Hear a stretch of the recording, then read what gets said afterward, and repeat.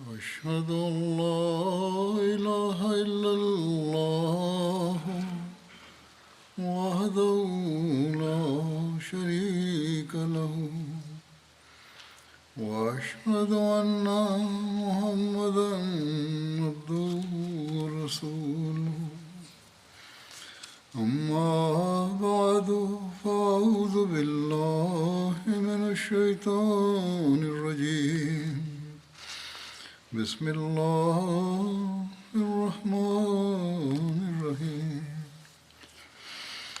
الحمد لله رب العالمين الرحمن الرحيم مالك يوم الدين إياك نعبد وإياك نستعين اهدنا الصراط المستقيم صراط الذين أنعمت عليهم غير المغضوب عليهم ولا الضالين.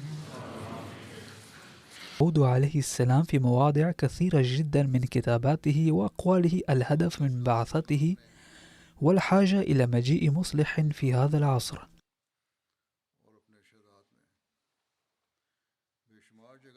كما أثبت أن مجيئه من عند الله تعالى كان في وقت الحاجة تماما، وكان وفقا لسنة الله المستمرة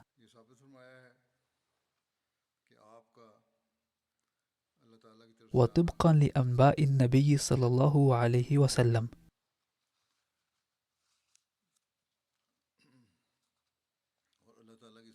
فقد قال عليه السلام: أريد أن أقول إتماما للحجة إن الله تعالى قد وجد هذا العصر مظلما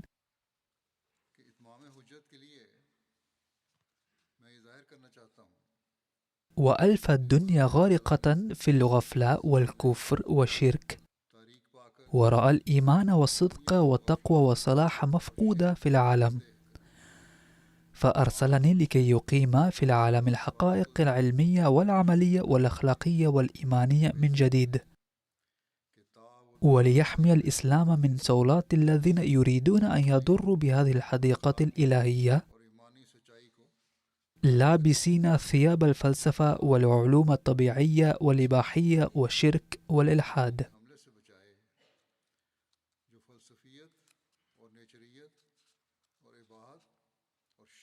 فيا طلاب الحق، فكروا جيدا وانظروا، أليس هذا هو نفس الوقت الذي كان الإسلام فيه بحاجة إلى نصرة سماوية؟ ألم يتبين لكم بعد كم من صدمات تعرض لها الإسلام في القرن السابق، القرن الثالث عشر، وكم من جروح لا تطاق قد أصابت الإسلام نتيجة انتشار الضلال؟ ألم تعلموا حتى الآن ما هي الآفات التي قد أحاطت بالإسلام؟ ألم تعرفوا حتى الآن كم من أناس قد ارتدوا عن الإسلام وتنصروا؟ وكم منهم ألحدوا واتبعوا مذهب الطبيعة؟ وإلى أي مدى قد حل الشرك والبدعة محل التوحيد والسنة؟ وكم من كتب ألفت ضد الإسلام ونشرت في العالم؟ ففكروا الآن وبينوا، ألم يكن لزاما بعد ذلك أن يرسل الله سبحانه وتعالى على رأس هذا القرن شخصا يتصدى للهجمات الخارجية؟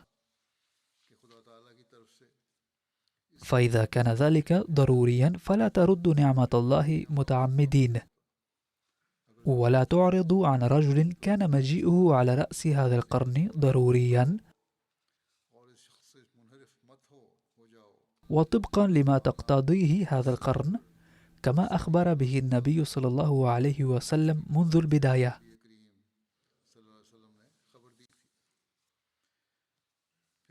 ثم قال عليه السلام وهو يبين المعيار لمعرفة صدق الشخص الآتي: ليس ضروريا لتصديق المدعي أن يكون الخبر عن مجيئه مذكورا بكلمات واضحة وصريحة في كتاب سماوي، ولو كان هذا الشرط ضروريا لما ثبتت نبوة أي نبي. الحق أنه لتصديق ادعاء أحد يجب الانتباه إلى حاجة العصر أولا، ثم ينبغي النظر فيما إذا كان قد جاء في هذا الوقت الذي قد حدده الأنبياء أم لا، ثم لا بد من التأمل فيما إذا كان الله سبحانه وتعالى قد أيده أم لا، ثم يجب النظر فيما إذا كان قد رد على اعتراضات الأعداء ردا كاملا أم لا. وإذا تحققت جميع هذه الأمور في مدع فلا بد من الإقرار بأنه صادق، وإلا فلا. والمعلوم بمنتهى الجلاء أن هذا العصر يصرخ بلسان حاله بأن هناك حاجة ماسة الآن من أجل رفع الفرقة بين الفرق الإسلامية ولحماية الإسلام من هجمات الخارجية، ولإقامة روحانية المندثرة من الدنيا ثانية إلى مصلح سماوي يهب اليقين ثانية، ويسقي جذور الإيمان، وبالتالي ينجي الناس من السيئات والذنوب، ويعود بهم إلى البر والصلاح، فبعثتي عند الضرورة تماما. وهو أمر واضح وجلي بحيث لا يسع أحدا إنكاره إلا من كان شديد التعصب والتعنت. والأمر الثاني هو البحث فيما إذا كان هذا المدعي قد جاء بحسب الموعد الذي حدده الأنبياء أم لا، وهذا الشرط أيضا قد تحقق بمجيئه، لأن الأنبياء قد أنبأوا بظهور المسيح الموعود عندما تكون الألفية السادسة موشكة على الانتهاء، وقد انتهت الألفية السادسة منذ مدة لا بأس بها بحسب التقويم القمري اعتبارا من وقت بعثة آدم عليه السلام. أما بحسب التقويم الشمسي فإن الألفية السادسة موشكة على الانتهاء أيضا. وإضافة إلى ذلك فقد قال نبينا صلى الله عليه وسلم إنه سيأتي على رأس كل قرن مجدد يجدد الدين، وقد مضى من القرن الرابع عشر هذا 21 عاما، هذا عندما كتب عليه السلام هذا الأمر، ونحن الآن في العام 22. أليس في ذلك دلالة بينة على أن ذلك المجدد قد أتى؟ وسواء أصدق الأغيار أم رفضوا، واعترف معارضون بصدق سيدنا المسيح الموعود عليه السلام أم لا، إلا أنهم ينادون بأنفسهم مرارا وفي كل مكان بأن هناك حاجة ماسة إلى مهدي ومصلح يحمي سفينة الإسلام. والحق أن الآتي قد أتى بحسب الأنباء المذكورة وعند الحاجة إليه، ولكنهم ليسوا بمستعدين لتصديقه. هذا وإن المسيح الموعود عليه السلام لم يكتفي بالدعوة فقط، بل قدم ما لا يعد ولا يحصى من الآيات الدالة على صدقه، ولكن ليس هناك مجال لذكرها كلها الآن.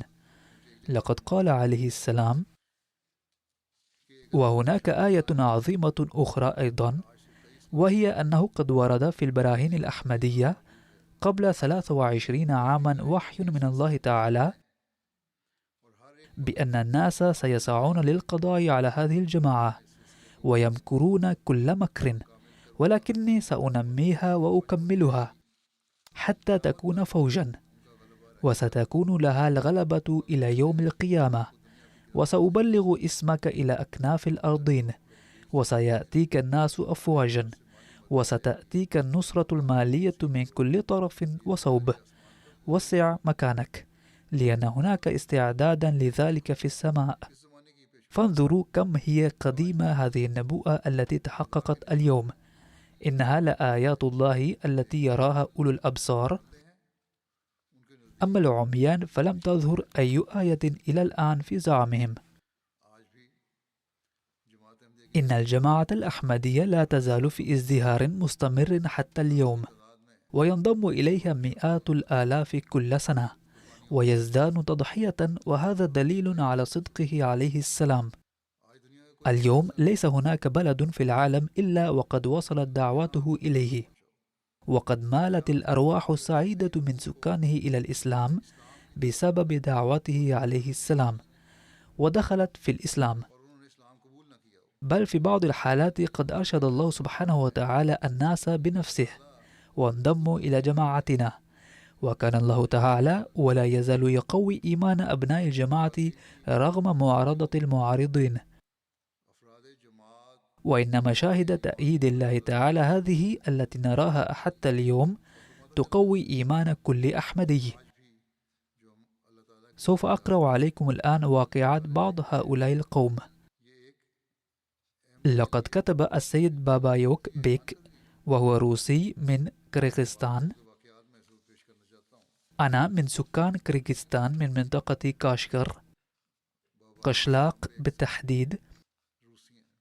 لقد كتبت هذه الرسالة لأبايع بها حضرة الإمام المهدي عليه السلام وأنضم إلى الإسلام الحقيقي الجماعة الأحمدية. وانضمامي إلى الأحمدية راجع إلى أن سيدنا الإمام المهدي عليه السلام قد بين محاسن الإسلام على أحسن وجه، وقد أيقنت بأن الإمام المهدي وحده الذي يقدر على بيان محاسن الإسلام على هذا النحو. ثم كتب: أدعو الله تعالى أن يجعلني من المتقين والعاملين بشروط العشرة للبيعة. هذه هي حال إنسان يعيش في منطقة نائية جدا، والحق أن هذه ليست حال أهل منطقة واحدة، بل هي حال أهل كل بلد في العالم. في دولة كونغو هناك ولاية باسم منيما، ويوجد بها مكان اسمه رويدكا، وهناك أخ باسم فيروز ماجيك، وكان مسيحيا، ووصلته بعض مناشير الجماعة التي فيها بيان مجيء المسيح الموعود عليه السلام ونعمة نظام الخلافة في الجماعة الأحمدية. فلما قرأها انقلب حاله رأسا على عقب، وقال: هذا هو الإسلام الذي كنت أبحث عنه. ثم بايع وانضم إلى الجماعة الأحمدية. وهناك أخ آخر أيضا اسمه حسين، وهو لما قرأ مناشير الجماعة بايع. وليس هذا فقط، بل بدأ بنشر دعوتها، وقد انضم إلى الجماعة الأحمدية 5 أفراد نتيجة جهوده الدعوية حتى كتابة هذا التقرير. فهؤلاء لا ينضمون إلى الجماعة فقط، بل يقومون بالدعوة أيضا. وهذا يفرض على الأحمديين القدامى أن يقفوا وقفة تأملية توجههم إلى ضرورة نشر الدعوة. وهناك فرع لجماعتنا في مكان يدعى مونغالانغا في منطقة شيانغا بتنزانيا. وعندما بدأت هنالك جماعتنا كان أبناؤها يصلون تحت ظل الأشجار. وفي هذه الأثناء بدأ شخص يدعى محمد فونغونغا يعارض جماعتنا معارضة شديدة، وأشاع مع بعض أصحابه أن الأحمديين ليسوا بمسلمين، وأننا نحن المسلمين سوف نشيد هنا مسجدا عن قريب. كما أخذ من سيدة ثرية ضمانا بالتبرع لبناء المسجد أيضا. ومن ناحية أخرى، عندما خصص أحمدي مخلص السيد رمضان أرضه لبناء المسجد، حاول هذا الشخص جاهدا أن يحصل بطريقة أو بأخرى على قطعة الأرض للمسلمين غير الأحمديين، لكن الأحمدي ظل ثابتا حتى تم بناء مسجد الجماعة. وفي هذه الأثناء وصلت دعوة الأحمدية إلى بيت هذا الخصم، كان لا يزال يعارض، ولكن رسالة الأحمدية وصلت إلى منزله، وقد مكن الله سبحانه وتعالى زوجته وأولاده من قبول الأحمدية، والآن بقي هو وحده في معارضته. هنالك الكثير من الناس مثله، والآن إذا كان هذا الشخص يتمتع بالذكاء، فهذه الآية تكفيه على أنه رغم المعارضة فقد خلق الله سبحانه وتعالى حماس الإسلام الصحيح في قلوب زوجته وأولاده، ولم يستطع منعه. هل يمكن لأي إنسان أن يخلق هذا الإيمان وهذا التغيير؟ مستحيل، وهذا لا يحدث إلا بفضل الله تعالى. ثم مثال آخر لقوة الإيمان وتأييد الله سبحانه وتعالى: أرجنتين منطقة مختلفة تماما، في بعض الأحيان يأتي ذكر منطقة من أمريكا، وأحيانا أفريقيا، وأحيانا روسيا. إحدى النساء في أمريكا هي السيدة موريلا، أسلمت ولكنها بدأت تبتعد عن الإسلام بسبب سلوك المسلمين الأعمالي. لم تصبح أحمدية بل أسلمت. عندما تعرفت على الجماعة الأحمدية جاءت إلى دار التبشير لنا، واستمرت في الالتحاق بدروس اللغة العربية والإسلام، وانضمت إلى الجماعة بعد بضعة أشهر، وقالت إنني راضية عن البيعة لأنني وجدت الاتساق في تعاليم الجماعة وممارستها، وشعرت بجو الأخوة الحقيقية. في الجماعة تمنح للجميع فرصة الخدمة حتى لو كان جديدا، ولا يوجد أي تمييز. وكانت ابنتها وهي غير مسلمة تدرس في المركز الإسلامي السني، وهو مدرستهم الثانوية، حيث كان العرب يصرفون أموالهم. وعندما علمت إدارة المدرسة بانضمام والدتها في الجماعة، بدأوا في الضغط عليها والدعاية ضد الجماعة. عندما علم مسؤول المدرسة أن ابنتها قد أعدت أيضا قطعة ديكور خاصة لدار التبشير التابعة للجماعة الأحمدية ضمن جزء من مشروعها المدرسي، غضبت إدارة المدرسة بشدة وقالت لهذه الفتاة: ستحصل لك مشاكل في المدرسة بسبب ارتباطك بالجماعة الأحمدية. يجب عليك وأمك أن تنفصلا عن الجماعة. وعندما علمت والدتها،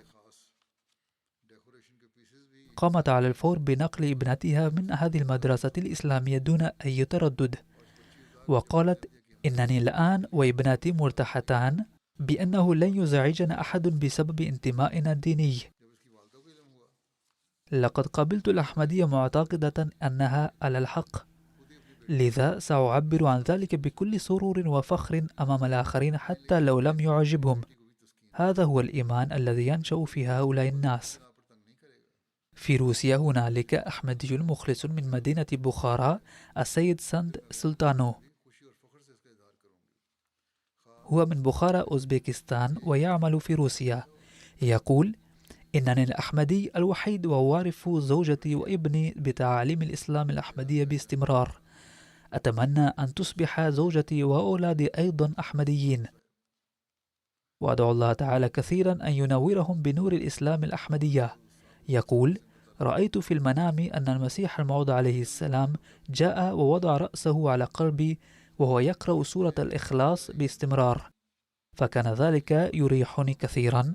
وبالمثل حلمت أنني كنت في الجنة مع زوجتي وابني، وهناك رأيت أيضا سيدنا موسى عليه السلام وسيدنا عيسى عليه السلام.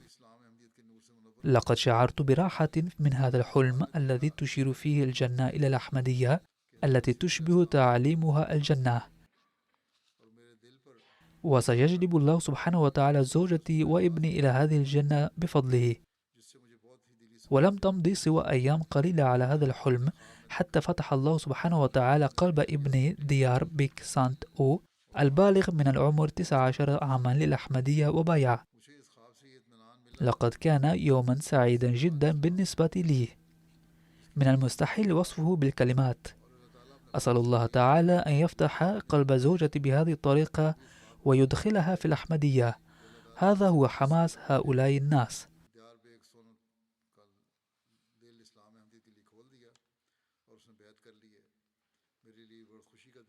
هناك مبايعة جديدة من المملكة المتحدة تقول: كنت ذات خلفية مسلمة، أنتمي إلى عائلة سنية.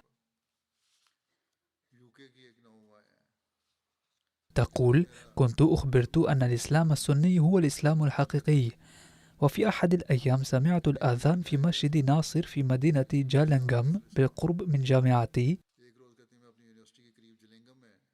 فعدت إلى المنزل سعيدة جدا وأخبرت والدي أن هناك مسجدا جميلا بالقرب من جامعتنا. فتحقق والدي فعلم أنه مسجد الأحمديين، فمنعني منعا باتا وقال: هذا المسجد للقاديانيين وهم لا يؤمنون بختم النبوة، هذا اتهام باطل، وقد جعلوا لهم نبيا ونحو ذلك، لذا ابتعدي عن ذلك المسجد. تقول: إنني في البداية اتفقت معه ولكن قلبي لم يوافق. قلت في نفسي: ينبغي أن أجري المزيد من البحث عن الأحمديين، ولكن من ناحية أخرى كنت أخشى أن تعلم بذلك عائلتي فتغضب علي. قابلت بعض الطلاب الأحمديين في الجامعة فدار الحديث تفصيلي عن الأحمدية. في البداية حاولت أن أثبت لهم أن الإسلام السني هو الإسلام الحقيقي، ولكن مع هذا النوع من المحادثة استمر اهتمامي بالبحث عن الأحمدية أكثر. ثم عثرت على موقع الجماعة الأحمدية، حيث شاهدت الكثير من مقاطع فيديو وقرأت الكثير من المواد. كانت لدي بعض الأسئلة حول الإسلام التي لم أتمكن من الحصول على إجابات شافية لها من أي مكان، ولكن عندما درست كتب الجماعة الأحمدية بدأت أحصل على إجابات لأسئلتي. وهنا يجب على الشباب الأحمديين أن يأخذوا في الاعتبار أنهم إذا سعوا للحصول على العلم بشكل صحيح فسوف يحصلون على الإجابات، بدلا من أن يتأثروا بالآخرين. هناك بعض الشباب الذين يتأثرون.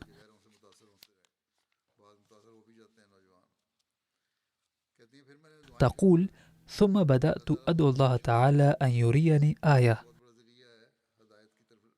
هذا أيضا مصدر عظيم للهداية والعثور على الصراط المستقيم، وسواء كانوا أحمديين قدامى أو جدد، علينا أن ندعو الله تعالى أن يقوي إيماننا وأن يرينا الآيات ويهدينا. المهم، هي تقول: خلال هذه الفترة رأيت أحلاما كثيرة. رأيت في المنام أنني كنت على ضفة النهر، وعلى الضفة الأخرى حضرة خليفة المسيح الرابع رحمه الله يزور إحدى القاعات. أريد عبور النهر إلى الجانب الآخر، ولكن تدفق المياه سريع، فيقول حضرة الخليفة المسيح الرابع: إن الله لا يترك عبده وحده. وبهذا يزول النهر واصل إلى الجانب الآخر. وبالمثل رأتني أنا أيضا في المنام، ورأتني في حالة أعجبتها كثيرا. تقول: في المنام الآخر رأيت جدتي كانت تقول لي: عندما تذهبين إلى إسلام آباد اذكريني أيضا. تقول: كل هذه الأحلام كانت آية واضحة بالنسبة لي، لذلك بايعت. والآن الإمساك بالإصبع والإرشاد إلى الأحمدية وتقوية الإيمان في القلب بهذه الطريقة، إذا لم تكن هذه آيات تأييد الله تعالى للجماعة فما هي إذن؟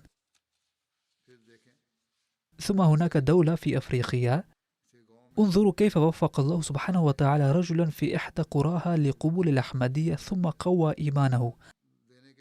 السيد جابر خادم أحمدي للجماعة تاكا في منطقة الدوري في بوركينا فارسو، وهو يعمل في الحقول. لقد قبض عليه الإرهابيون وقالوا: سنقتلك كما قتلنا الأحمديين في مهدي أباد أمس. ثم أخذوا جواله وفحصوه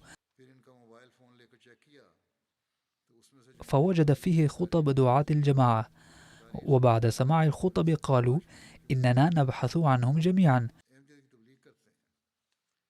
لأنهم يبشرون بالأحمدية في راديو. كذلك سألوا الخادم الأحمدي عن عنوان والده وقالوا: سنأتي إلى قريتك غدا. وعندما علم السيد جابر بذلك عاد إلى منزله وأخذ والده وعائلته إلى محمد أباد، حيث يتواجد سكان الجماعة في دوري. تركوا المنزل والممتلكات كلها. وفي اليوم التالي جاء الإرهابيون إلى قريته وحصلوا بالقوة على عنوان منزله من أحد الأشخاص، ووصلوا إلى هناك وفتشوا المنزل بأكمله وألقوا أغراضهم خارجا.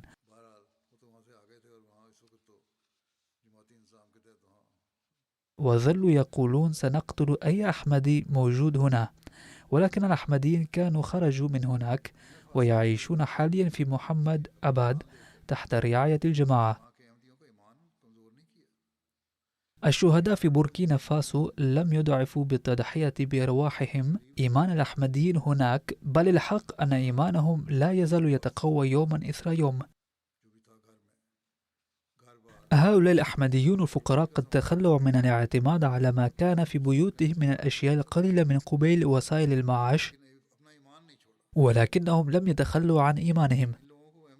لم يمضي على قبولهم الأحمدية إلا بضع سنين، ولكنهم لا يزالون يزدادون إيمانا. ليس هناك من أحد سوى الله سبحانه وتعالى يقوي إيمانهم على هذا النحو.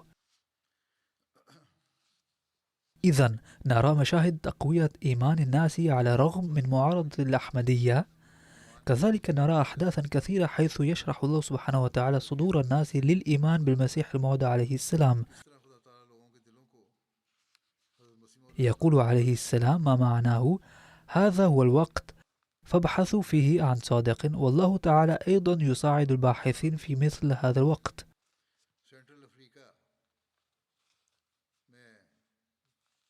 يقول داعية الجماعة في أفريقيا الوسطى: ذهبنا إلى منطقة يلوكي لتبليغ الدعوة، فاجتمع هناك 150 فردا رجالا ونساء. ألقيت أمامهم محاضرة حول علامات بعثة المسيح الموعود عليه السلام، ثم رددت على أسئلة الحضور. ثم استأذن السيد مسامي عمر الإمام المركزي في المنطقة للحديث، واستهل خطابه بقراءة آية: أعوذ بالله من الشيطان الرجيم، بسم الله الرحمن الرحيم، قل جاء الحق وزهق الباطل إن الباطل كان زهوقا. ثم قال مستأنفا حديثه: لقد سمعنا رسالة وجهتموها إلينا وقمنا بالبحث والتحقيق، ونحمد الله تعالى على أن الحق وصل قريتنا اليوم.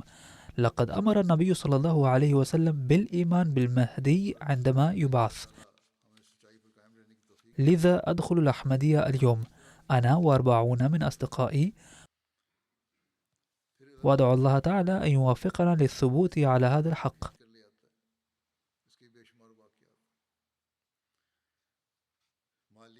إذن هكذا يدخل الناس في جماعتنا. وأضف إلى ذلك أن الله تعالى يجلب المعارضين أيضا إلى الجماعة. هذا وهناك أحداث كثيرة بهذا الشأن لا تعد ولا تحصى. في مالي هناك منطقة اسمها نمنا، حيث عقدت الجماعة المحلية كولي كورو جلستهم، وكان قد أعلن عنها عبر الإذاعة. ولكون القرية في منطقة نائية يسمع فيها صوت الإذاعة أحيانا ولا يسمع أحيانا أخرى، ولكنه كان مسموعا في تلك الأيام. وبسماع صوت الإذاعة أراد أحد الإخوة من غير الأحمديين اسمه صديق جراح للاشتراك في الجلسة، وكان معه صديقه أيضا الذي ظل يحاول أن يقنع صاحبه بعدم الاستماع إلى تعاليم الأحمدية. كان هذا الشخص يقول لصديقه ألا يسمع دعوة الأحمدية لأن أصحابه كفار، ولكن سيد صديق جراح أصر على موقفه وحضر الجلسة كلاهما بعد قطع مسافة 80 كيلومترا بصعوبة بالغة لعدم وجود الشوارع المعبدة هناك. وصل مكان الجلسة قبل يوم من انعقادها، واستضافهما رئيس الجماعة المحلية وغيره من أفراد الجماعة، فتعرف على أفكار الأحمدية قبل انعقاد الجلسة، ثم سمع الخطابات الملقاة في الجلسة، وشاهد مشهد صلاة التهجد والحب والإخلاص والأخوة بين أفراد الجماعة، وتأثر كثيرا. وعندما دعي في اليوم الأخير للجلسة لبيان انطباعاتهما كضيوف، سرد السيد صديق جراح القصة وأعلن بيعته. ثم سرد صديقه ما جرى له وقال: الحق أنني كنت أحاول أن يسيء صديقي هذا بكم الظن، ولكنني اقتنعت بالأحمدية بنفسي. ثم أعلن بيعته هو أيضا. ثم هناك شاب اسمه سيريل من كونغو برازفيل، إحدى البلاد الأفريقية، وقد أكمل تعليمه إلى الثانوية العليا، ثم بدأ بتعلم المسيحية على يد أحد الدعاة الكاثوليك، وبعد إكمال التعليم كداعية التحق بالجامعة، وكان ذلك أيضا بواسطة الكنيسة. وشاءت الأقدار أن يتم التواصل بينه وبين داعيتنا المحلي هناك، الذي بدأ بتبليغه بدعوة الجماعة. فلما رأى الشاب أنه ليس عنده ولا عند أستاذه الداعية المسيحي ما يرد به على أدلة تقدمها الجماعة، فدخل الجماعة بدلا من أن يصبح داعية لدى المسيحيين، وهو الآن يبلغ دعوة الجماعة الأحمدية. يقول داعيتنا في السنغال إنه وضع برنامجا لتبليغ دعوة الجماعة في منطقة اسمها تامبا كوندا، حيث كان دخل شخص في الجماعة مع أهله وأولاده، ولكن أهل القرية كانوا يعارضونه. يقول داعية: في هذا العام خططت لتكرار زيارة عمدة القرية والآئمة فيها، وإلى جانب ذلك دعوت أهل القرية بشكل عام أيضا. ألقى دعاتنا خطابات حول حالة الإسلام الراهنة والحاجة إلى بعثة المسيح الموعود عليه السلام في العصر الراهن، ودور الجماعة الأحمدية في تقدم الإسلام. ثم عقدت جلسة الأسئلة والأجوبة، فقال أهل القرية الذين حضروا الجلسة إنهم كانوا قد سمعوا عن الأحمدية من قبل في غامبيا، ولكنهم لم يعرفوا عن معتقدات الجماعة كثيرا. ثم قالوا: لقد سمعنا الآن معتقدات الجماعة بالتفصيل في هذه الجلسة، ونعلن بدخول الجماعة الأحمدية، وذلك بغير أن يطرحوا أي سؤال. ثم قام إمام القرية وأعلن بصدق الجماعة ودخوله الأحمدية مع عائلته، وأضاف وقال: إذا كان أحد يشك في شيء فليقدم شبهته، وإلا لن يكون عنده عذر بعد ذلك. ثم أعلن جميع الحاضرين انضمامهم إلى الجماعة مع عائلاتهم. هكذا يهدي الله الناس بنفسه. يقول مبايع جديد اسمه السيد أو منصور في أوزبكستان، وهي دولة من الدول الروسية: كنت سابقا أعتنق مذهب الإمام أبي حنيفة، وذات يوم أخذني صديقي إلى معلم أحمدي لتعلم اللغة العربية، وإلى جانب تعلم اللغة العربية كنت أطرح على معلم أسئلة حول الإسلام أيضا، وتلقيت أجوبة مقنعة لدرجة اطمأن بها قلبي. إذا كان أحد يريد الحصول على أجوبة مقنعة تطمئن القلب فلن يجدها إلا في الجماعة الأحمدية، لأن المسيح الموعود عليه السلام علمنا إياها ووضحها لنا. يقول راوي: سألت معلمي ما هو مصدر هذه الأجوبة. عندما عرفني أستاذي على الجماعة الإسلامية الأحمدية كان قلبي مطمئنا سلفا، فبايعت وانضممت إلى الجماعة الأحمدية، فدعوا لي أن يثبتني على هذا الطريق. إذن إن الله تعالى لا يرسخ في قلوب الناس صدق المسيح الموعود عليه السلام فقط، بل يريهم أيضا مشاهد تأييده لنظام الخلافة، ويقويهم بواسطة الرؤى.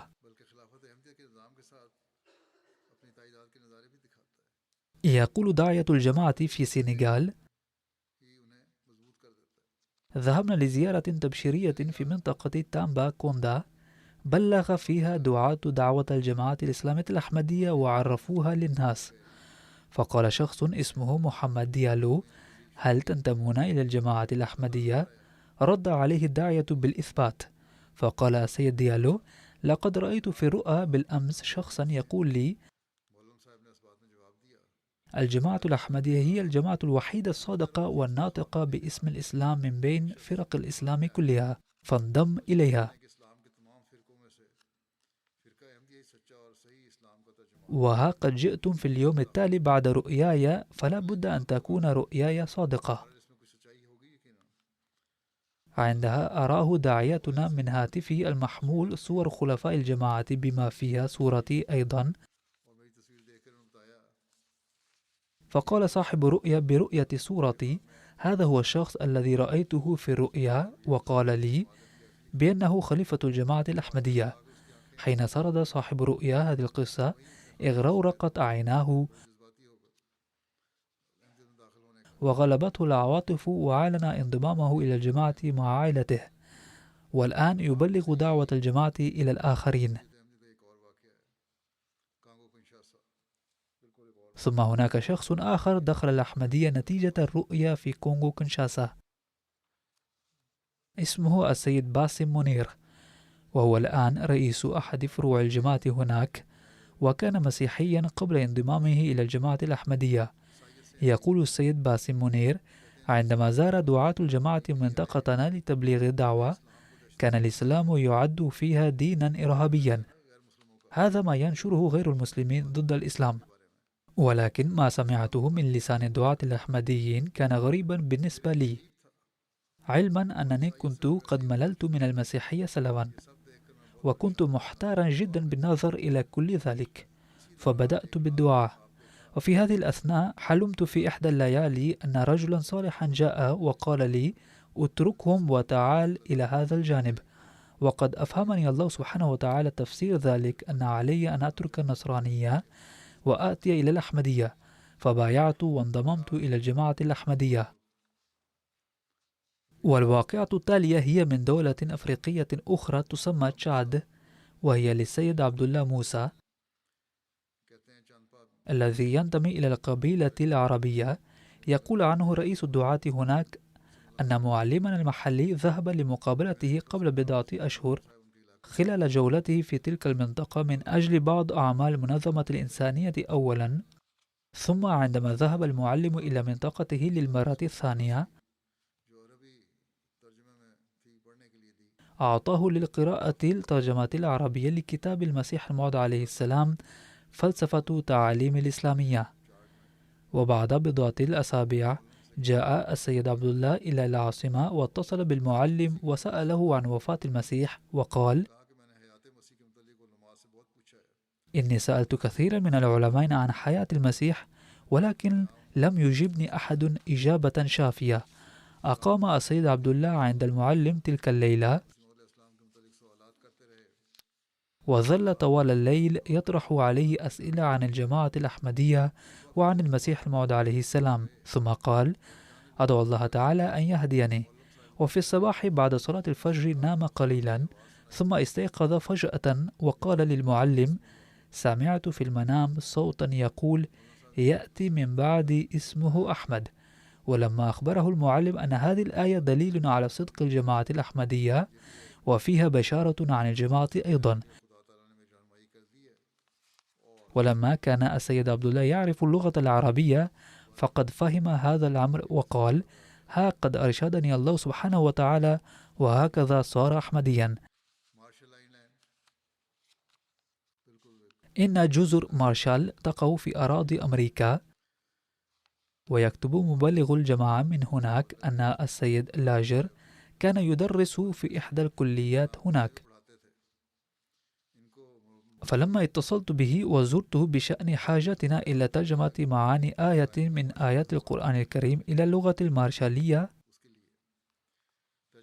أبدى مخاوفه عندما علم أنها آية من القرآن الكريم، لأن الإسلام كان جديدا عليه، وقال: أشعر بالخوف إزاء ترجمة أي شيء ديني، ولا سيما لأن المعروف أن هناك اختلافا شديدا بين الكتاب المقدس والقرآن. على أي حال قام بترجمة تلك الآية. يقول المبلغ: وبعد عدة أشهر بدأت أتعلم منه اللغة المارشالية، وكان يأتي إلى مسجدنا لتعليم اللغة، وخلال ذلك دار الحديث حول الإسلام مرات عديدة،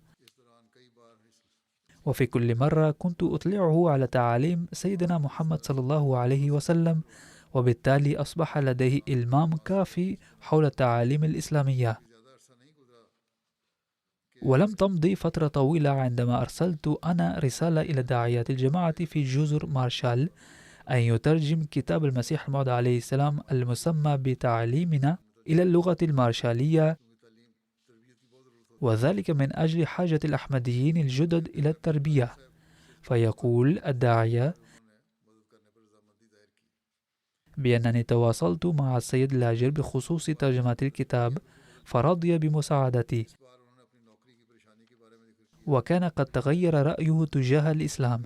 لقد ذكر لي هذه المرة عن قلقه تجاه وظيفته، فقلت له أن يقوم بالدعاء، ولكن ليس باسم عيسى عليه السلام، بل ينبغي أن يدعو الله تعالى. فظل يدعو لبضعة أسابيع، وبعدها فتحت وزارة الثقافة قسما جديدا في الكلية التي قدمه وطلبه للحصول على الوظيفة فيها، وأعطته وظيفة تتعلق بمجاله الدراسي، وهكذا وجد وظيفة بشكل عاجل. قال السيد لاجر: كلما أدعو الآن فإنني أمنع نفسي من ذكر اسم عيسى عليه السلام، وبدلا منه أدعو الله تعالى. وبعد فترة قصيرة جاءت الموافقة النهائية أيضا على وظيفته. فلما رأى آية استجابة الدعاء وقرأ كلمات المسيح الموعود عليه السلام في كتابه تعليمنا، بايع. وخلال ذلك قد اكتملت ترجمة هذا الكتاب إلى اللغة المارشالية. انظروا كيف يصرف الله سبحانه وتعالى قلوب الناس إلى الإسلام وإلى المسيح الموعود عليه السلام. كان هناك زمن ادعت فيه المسيحية بأنها سترفع لواءها في العالم كله، وجاء هذا الزمن الآن حيث يأتي المسيحيون تحت لواء محمد صلى الله عليه وسلم. إن لم تنفتح عيون هؤلاء المتدينين والمزعومين بعد رؤية كل هذا، فقد فوضنا أمرهم إلى الله سبحانه وتعالى. إن مهمة نشر رسالة الإسلام إلى أقصى أكناف العالم التي يحققها الله سبحانه وتعالى من خلال الجماعة الإسلامية الأحمدية، فإنها لابد أن تتحقق وتنتشر رسالة الإسلام وتزدهر، وليس بوسع أحد أن يحول دون عمل الله سبحانه وتعالى هذا. ولكن ينبغي أن يفهم كل أحمدي أيضا أنه ليس كافيا الإيمان بدعاوي المسيح الموعود عليه السلام، بل لابد أن نحدث في أنفسنا تلك التغيرات التي تكون نموذجا حقيقيا لتعليم مرسل من الله تعالى، وتكون صورة عملية لاتباع سنة محمد صلى الله عليه وسلم. ولن نكون وارثين لأفضال الله تعالى ما لم يتحقق ذلك. وفقنا الله تعالى لذلك. استمروا بالدعاء للفلسطينيين أيضا أن ينجيهم الله سبحانه وتعالى من هذا الظلم الذي يتعرضون له. يقال أن هناك هدنة لبعض الأيام لإيصال المساعدات الإنسانية، ولكن ماذا سيحدث بعد ذلك؟ سيضربونهم بعد إيصال المساعدات. إن نوايا حكومة إسرائيل تبدو خطيرة، لأن أحد مستشاري الخواص من حكومتها أعلن قبل يوم أو يومين أنه إن لم نبدأ الحرب فورا بعد هذه الهدنة فإنني سأنفصل عن الحكومة. هذه هي نوعية أفكارهم. إن القوى الكبرى تتكلم عن المواساة في الظاهر، ولكنها لا تريد أن تعدل، وليست هي جادة أصلا في هذه القضية. فإنها تظن أن الحرب ستنحصر في تلك المنطقة، ولكن بدأ بعض العقلاء منهم يدركون أنها لن تنحصر في تلك المنطقة، بل ستنتشر في خارجها وستصل إلى بلادهم أيضا. وبدأ بعض قادة المسلمين أيضا يتكلمون، كما سمعت أن العاهل السعودي أيضا قال: ينبغي أن يكون للمسلمين صوت موحد، إذن لابد أن يجعلوا صوتهم صوتا واحدا، ولابد أن يسعوا لذلك على أسس متينة. إذا كان قد نشأ فيهم هذا الشعور، فندعو الله تعالى أن يوفقهم لاتخاذ الخطوات العملية لتحقيق ذلك. على أي حال ينبغي أن تركزوا على الدعاء كثيرا. بعد الصلاة سأصلي صلاة الغائب على بعض المرحومين. الجنازة الأولى هي للسيد عبد السلام عارف، مبلغ الجماعة الذي توفي في الأيام الماضية عن عمر يناهز 54 عاما. إنا لله وإنا إليه راجعون. كان منضما إلى نظام الوصية. لقد دخلت الأحمدية في عائلته من خلال جد والدته السيد حاج حسن خان، الذي اعتنق الأحمدية في عام 1937 في عهد الخليفة الثاني رضي الله عنه.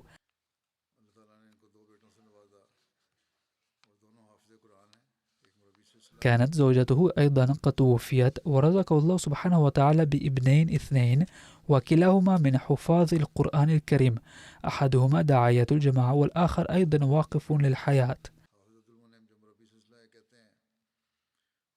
يقول ابنه الداعية الحافظ عبد المنعم: كان والدي محبا وودودا، فقد ربانا بكل محبة، لم يحب فقط أولاده بل أحب أفراد عائلته أيضا، وكان يعاملهم بصلة رحم وبعلاقة المحبة، كما كان يرتبط بالناس الآخرين أيضا بعواصر المودة، وهو السبب وراء حضور كثير من الناس عند وفاته، وقد أخبر هؤلاء عن علاقتهم مع المرحوم. يقول ابنه: لقد رسخ والدي على ومحبة رسوله صلى الله عليه وسلم والمسيح الموعود عليه السلام والخلافة لدرجة لا يمكن أن تخرج منها أبدا، بل أكد علينا أن نوصي أولادنا بذلك أيضا. ابنه هذا وأخوه كلاهما وقف. يقول: لما توفيت والدتنا فإنه أوصانا بالصبر كما تشبث هو أيضا بأهداب الصبر. يقول صديقه الداعية راجا مبارك أحمد: كنت زميلا له، فقد قضيت كثيرا من الوقت معه في الجامعة الأحمدية وفي ميدان العمل أيضا. كان إنسانا بصفة الملاك، كان يتبوأ مكانة عالية في العبادة والصلاح. لقد تعلمت منه كثيرا من الأمور، كان يتكلم بأدب واحترام وبالدليل، ولم يكن يخاصم أحدا. كان الناس يخاصمونه ويعتدونه عليه، إلا أنه كان يقابلهم برحابة الصدر وبوجه مبتسم. لم يسعى أبدا للإساءة إلى أحد أو لإهانته، كان يهتم بالجميع اهتماما يستحقه، وهذه هي الميزة التي ينبغي للداعية الحقيقي أن يتميز بها، حيثما خدم ملأ قلوب مئات الناس بالمحبة الخالصة للخلافة. لقد ربى الناس بكل اهتمام لدرجة أن الناس قد جاءوا عند وفاته من جميع الأماكن التي أقام فيها للخدمة، وكانوا يبكون بكاء مرا قائلين بأنهم أصبحوا يتامى الآن. كان يقطع الأميال مشيا على الأقدام، بحيث كان يمشي ل5 أو 10 أميال. وعندما كان يقال له بأن الجماعات تدفع تكلفة السفر فيمكنك أن تستأجر موتور التوك توك وغيره، قال: إذا كنت أوفر أموال الجماعة فلماذا تتأذون؟ فكان يقطع مسافة عدة أميال مشيا على الأقدام خلال جولاته. رفع الله درجاته ورزق الجماعة دوما دعاة أوفياء ومجتهدين مثله، ووفق أولاده أيضا لمواصلة محسناته. المرحوم التالي الذي أود أن أذكره اليوم هو محمد قاسم خان، الذي كان تقاعد عن منصب نائب ناظر بيت المال، وكان حاليا يقيم في كندا. توفي عن عمر يناهز 83 سنة، إنا لله وإنا إليه راجعون. وكان ابن السيد ناظر أحمد خان وصهر الأستاذ قاضي محمد نذير اللايلبوري. يقول ابن المرحوم محمد خالد خان: إن المرحوم عاش عهد 4 خلفاء للمسيح الموعود عليه السلام، فقد خدم في مكتب السكرتير الخاص لسيدنا الخليفة الثالث طول عهده، كما وفق لخدمة الوطن والجماعة في قوة مجاهد بصفته كابتن. وفي أيام الحرب شكلت كتيبة فرقان، فكان عضوا فيها، فكان يداوم على صلوات ال5 وقراءة القرآن الكريم، وينصح أولاده أيضا بذلك. وكان مثلا عالى للبساطة والإيمان، فقد ظل ينصح أولاده أيضا بالتمسك بنظام الخلافة، وكان سيفا مسلولا دفاعا عن الخلافة. غفر الله له ورحمه، ووفق أولاده لتقليده في الحسنات. وبعده أود أن أذكر الشاعر الأحمدي المشهور عبد الكريم قدسي، الذي توفي في الآونة الأخير. إنا لله وإنا إليه راجعون. لقد جاءت الأحمدية في عائلة المرحوم عن طريق والده ميا الله ديتا، الذي بايع على يد سيدنا المصلح الموعود رضي الله عنه في عام 1934. وبعد بيع قضى كل حياته على شاكلة الواقفين، فقد ظل ينشر الدعوة وبايع بدعوته عدة عائلات، وعاش حياته كلها خادما للجماعة بروح الوقف. كان سيدنا الخليفة الثالث رحمه الله أعلن عقد قران المرحوم مع بشرى كريم المحترمة، وأنجب 4 أولاد، وأحد أبنائه السيد عبد الكريم قمر المحترم داعية إسلامي أحمدي ويدرس في الجامعة الأحمدية بربوة. كما وفق المرحوم الأستاذ قدسي نفسه أيضا لخدمة الجماعة، فقد خدم الجماعة كسكرتير المال لفرع الجماعة 30 سنة في رشنا تاون محافظة لاهور، وإضافة إلى ذلك خدم في مجالات أخرى أيضا. كان شاعرا ونشرت له عدة دواوين. له عمل غير عادي، وهو ترجمة قصيدة يا عين فيض الله ولا عرفان باللغة الأردية والبنجابية نظما،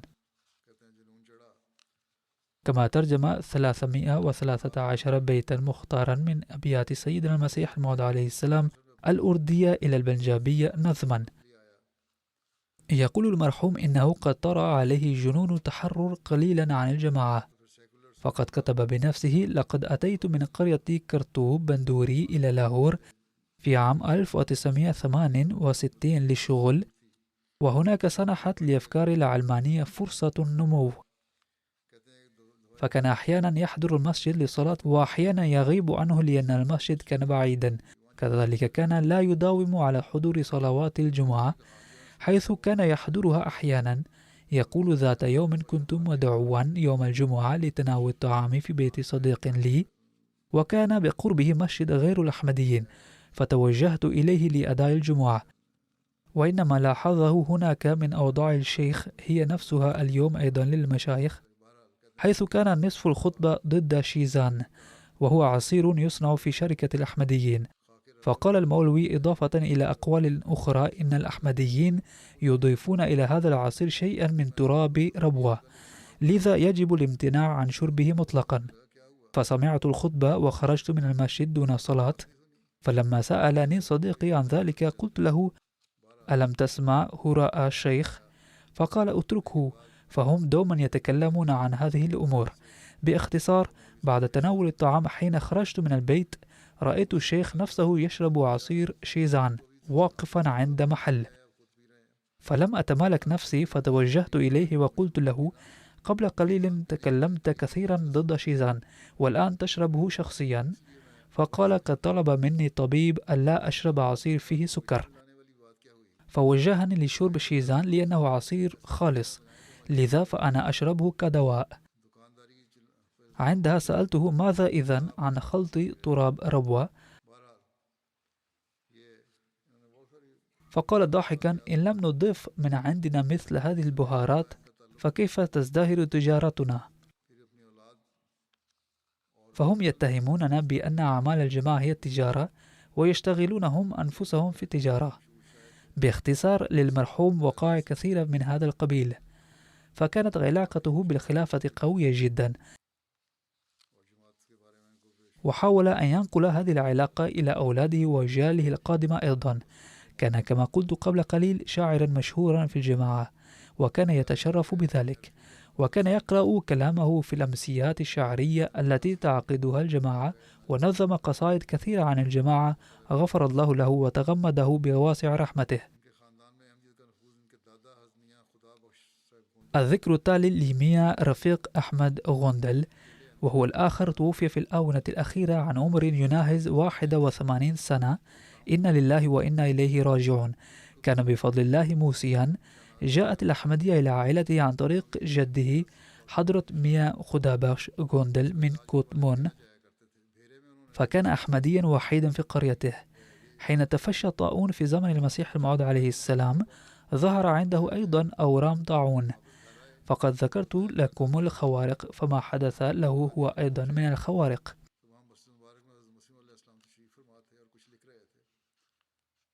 فكان يذهب إلى بهيرة للعلاج، وهناك قرأ نصا من كلام المسيح الموعود عليه السلام: من دخل داري فسيحفظ. فعاد إلى البيت وقال لأهله: إني ذاهب إلى قاديان. فلما وصل إلى قاديان وجد سيدنا المسيح الموعود عليه السلام في المسجد المبارك، وكان يكتب شيئا، فأراد أن يقول لحضرته شيئا ولم يستطيع أن ينطق بكلمة بسبب اشتغال حضرته. فلما فرغ حضرته عليه السلام عرفه بنفسه وقال: قد قرأت كلامكم أن من سيدخل الجدران الأربعة من لهذا البيت سيحفظ من الطاعون، فأتيت لزيارتكم. باختصار قد تكلم مع حضرته وبايع، وبعدها زالت أورامه، فكان يعد ذلك آية للمسيح الموعود عليه السلام، وكان يذكرها للناس. والمرحوم ميان رفيق غوند نفسه قد أمسك به وابنه الطلبة في لاهور، فكان الطلبة عندما يضربون ابنه في الخارج خرج المرحوم من البيت لينقذه، أصيب هو الآخر بجروح حيث كسر ساعده. باختصار كان المرحوم قد تلقى ضربات من أجل جماعة. كان المرحوم صهر الأستاذ ملك عمر علي كوكر، الذي كانت زوجته الأولى ابنة حضرة مير محمد إسحاق، وهكذا كانت زوجة المرحوم حفيدة حضرة مير محمد إسحاق. ترك ابنا وابنتين، وابنه وإحدى ابنته يقيمان في أمريكا، وابنته الثانية رفعت سلطانة هي زوجة الدكتور مشهود أحمد الذي يعمل في مستشفى فضل عمر ربوة. كتبت زوجة المرحوم أن المرحوم كان يداوم على الصلوات وقيام الليل، وكان يعتني بالفقراء كثيرا.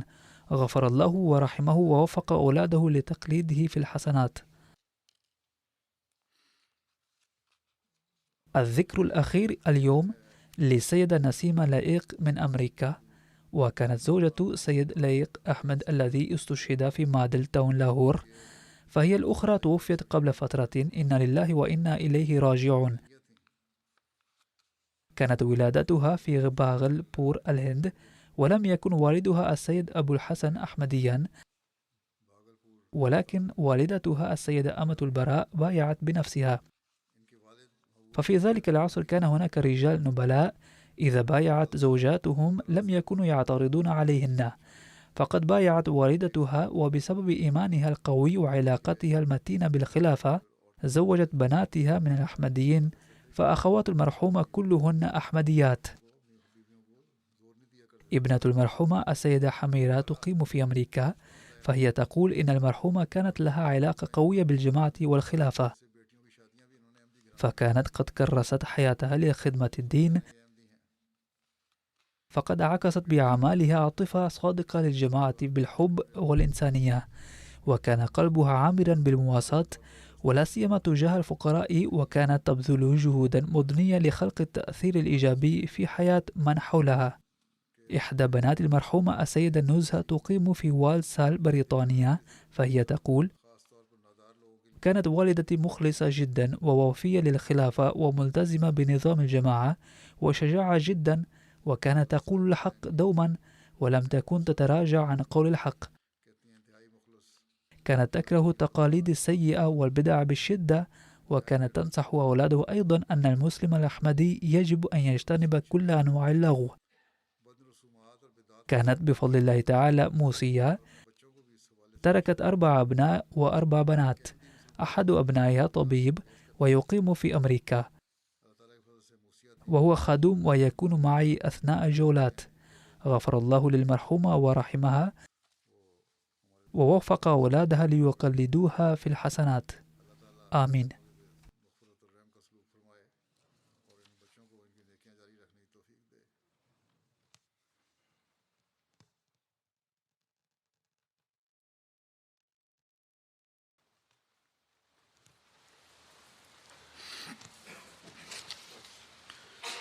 الحمد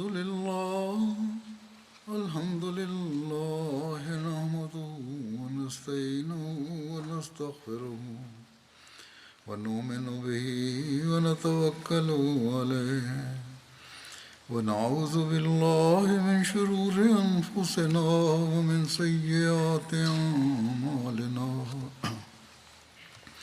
من يهده الله فلا مضل له ومن يضلل فلا هادي له ونشهد أن لا إله إلا الله ونشهد أن محمدا عبده ورسوله عباد الله رحمكم الله إن الله يأمر بالعدل والإحسان وإيتاء ذي القربى وينهى عن الفحشاء والمنكر والبغي يعظكم لعلكم تذكرون واذكروا الله يذكركم وادعوه يستجب لكم ولذكر الله أكبر